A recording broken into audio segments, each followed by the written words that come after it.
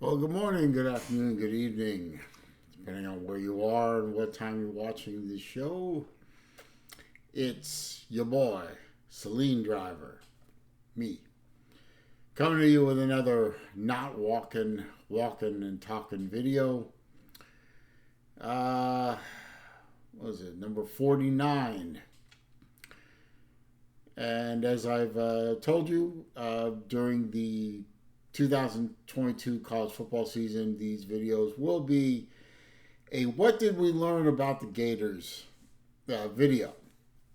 This one's going to be a little shorter than normal, um, owing to the fact that I was only able to watch the first half of the Florida Tennessee game, which of course Florida lost, as I predicted they would, and had been predicting they would since January.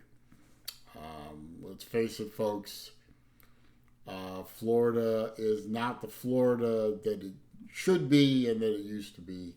There is a certain level of talent that is lacking. However, I did watch enough of the game to draw some conclusions. I have my, let's see, semi-copious notes and some semi-copious stats. Quickly reviewing the line score after the first quarter, Florida was only down 3-0. After the second quarter, they were down 17-14. After three, they were down 31-21, and after the game was over, of course, they were still down 38-33. A few questionable decisions with respect to extra point attempts. Both failed. And, there were some questionable coaching decisions by Billy Napier. Young coach, his motto seems to be "scared money don't make money." And I certainly understand the approach. Take a chance, go for it, what the hell, YOLO, balls to the wall, whatever you want to say. We'll see how that attitude plays out over the course of the coming weeks and years that he is the coach of the Gators. I don't know. I was heartened by the fact that the Gators kept the game close pretty much throughout the whole game. They never let Tennessee run away and hide. Tennessee is a more talented team. They have better receivers. They have a arguably better quarterback. Their offensive line is better. And the defense is supposed to be better, although I would argue that nobody played defense in this game.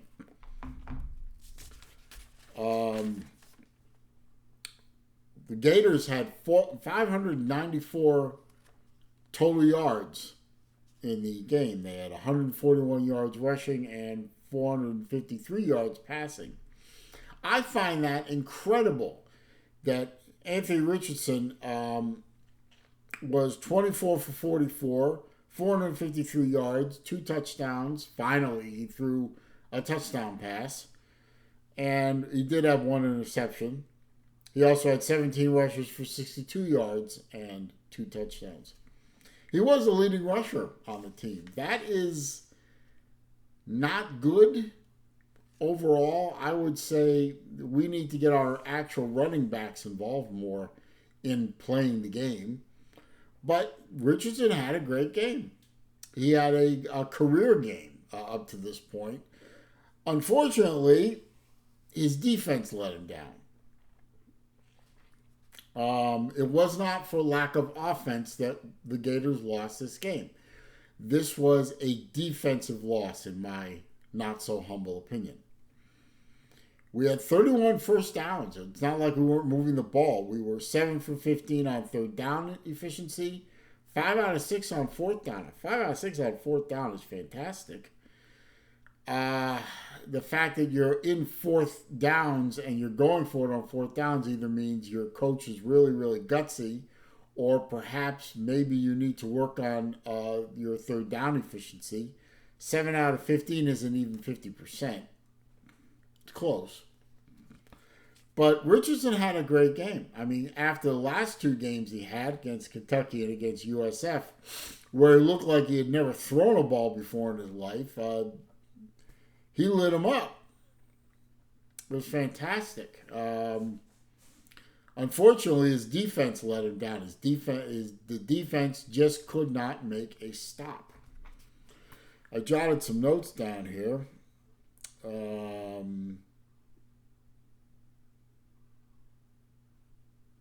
Yeah, the first drive where it ended in no points. I mean, I jotted down nice drive. Nice drives only work if you score. Again, no rush defense, no pressure, no pass defense. The only thing that stopped Tennessee on that first drive, was a fumble. Gators recovered the fumble, which is wonderful, but pretty much Tennessee did whatever the hell they wanted on that drive. I jotted down my shock that AR-15 was passing accurately on the first two drives. But we still don't have a deep ball threat. We do have a couple of guys that probably could grow into the role, but there's no credible deep ball threat on the Florida Gators at this time. Hello, Billy. Recruiting needs to happen. Let's see. What else did I write down?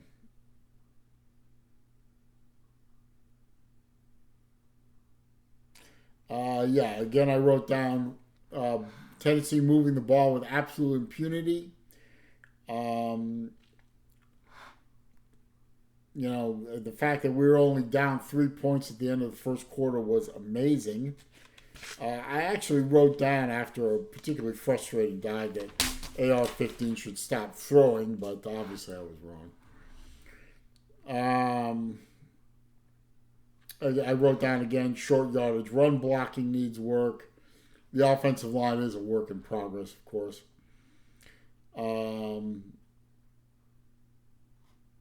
Let's see. There was a great run by our player number 9, whose name escapes me, Zip something or Zippity Doodah or something like that. Then there was a play by Tennessee where they threw the ball.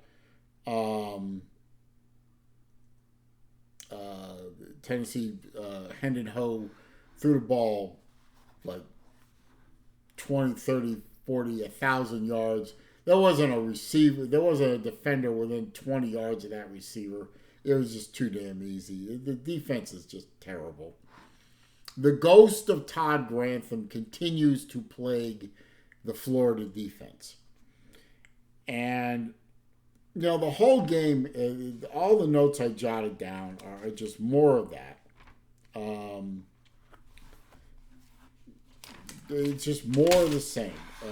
Florida needs to diversify their offense a little more. They need to develop a credible running back threat who is not named Anthony Richardson.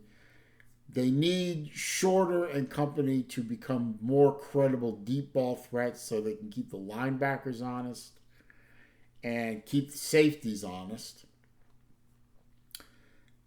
But I don't think Florida has issues on offense. That's obvious. But Florida's main issues will continue to be on defense. They have no ability to tackle. They don't stop the run very well. They stop the pass even worse. And they're not putting any real pressure on the quarterback. Quarterback can stand back there all day and survey the field and pick and choose his first, second, third, and even fourth progression. There's no pressure by this defensive line. It's very thin. It's very weak. And the linebackers are not stepping in and doing what they need to do. The whole defense needs a revamp. It needs serious recruiting. So what did we learn overall from this game? Well, I think the players are buying into Billy Napier and his way of doing things. I mean, the anti-Florida folk out there who clown, Billy Napier at every opportunity, they're going to do that. I understand that. I don't pay them little. I pay them little, if no, credence. I see this team buying into the Napier way. They got a lot of fight in them. I mean, they were on their first road game.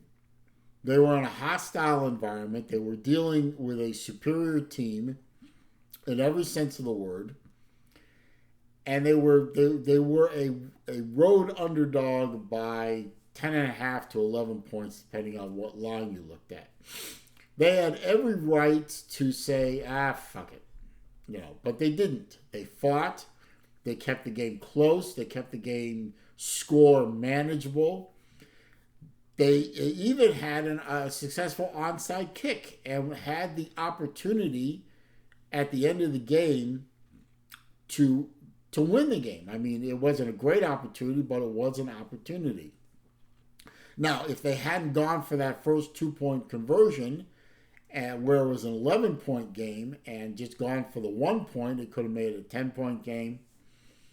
Then it's a touchdown and a field goal. They also scored again, and now they had to go for 2, and they missed again. Now they're down 5. Now they have to score the touchdown. So some not so great coaching decisions by Billy Napier. That's going to happen. He's a risk taker.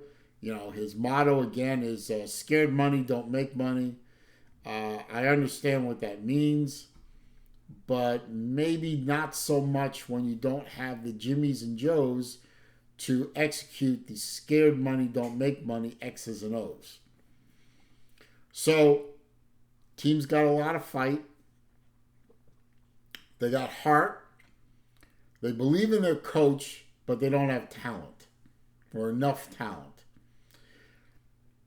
Now, they finished September 2-2. I predicted that they would finish September 2-2. However, I predicted them to lose to Utah and beat Kentucky, and it was the other way around. I predicted them to beat USF and lose to Tennessee, and that happened. So, they're 2-2. They're 0-2 in the SEC, which is bad. Very bad. The next game is a cupcake against Eastern Washington, if it happens. As I make this video right now, Hurricane Ian? It's got to be Ian. Hurricane Ian is churning out there and heading north with a bullseye on Florida. Now, I'm on the west coast of Florida. As I make this video, we're going to get brushed pretty close. We're already under a hurricane watch as I make this video. I suspect, and it's supposed to make landfall right around Cedar Key, which is fairly close to Gainesville, and puts Gainesville in a bit of a problem with respect to, are they going to have power? Are they going to have enough police personnel to do security for the game? Will Eastern Washington be able to even fly into the game, into Gainesville Airport to play? So I have a sneaking suspicion that due to the state of emergency, probably a lack of power, inability to travel, damage possibly to the campus, although I hope not, I have a feeling this game might be canceled or at the very least postponed. And then Florida gets into the meat of their schedule down the line. So they might get a week off. They might get a week off, an actual week off. But, Eastern Washington is sort of a week off anyway. But Florida's going to be in a world of hurt during this next coming week. So pray for me. I don't want to get hurt. I don't want my mom to get hurt. Anyway, also as I make this video, it is Rosh Hashanah, the Jewish New Year, so Shana Tova, Lashana Tova. Happy New Year to all my friends, Jew and Gentile alike. Florida Gators got a lot of work to do, but we did learn that they are not going to lose games without a fight.